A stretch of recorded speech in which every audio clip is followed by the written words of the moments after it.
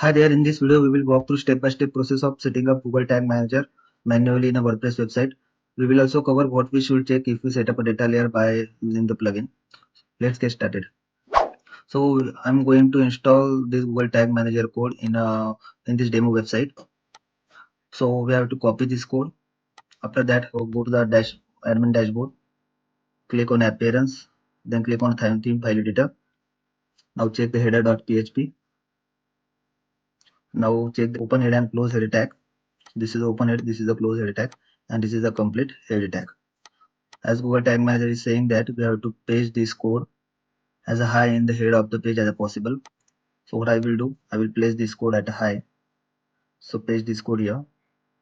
Now we have to paste second code at the opening of a body tag. So which will goes here. Now click on a file, update a file. After that, refresh this Google Tag Manager UI dashboard. Click on preview. Then I have already this website, demo website. So click on a connect. After that, this debug will open. Now tag assistant is connected.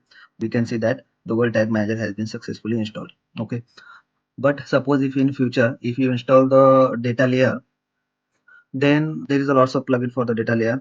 But if you install that, there is a by default setting. I will show you practically. So just go here, go there in the plugin.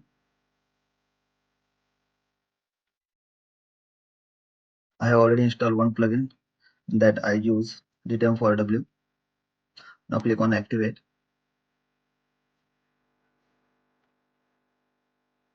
Go to the setting.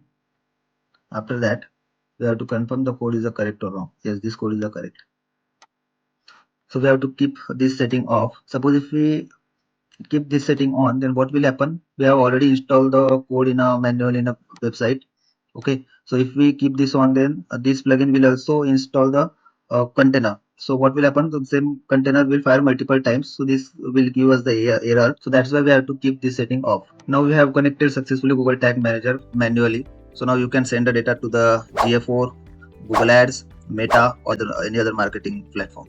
If you enjoyed this video, please like, share and subscribe the channel. So it helped me to create a more content like this. Thank you.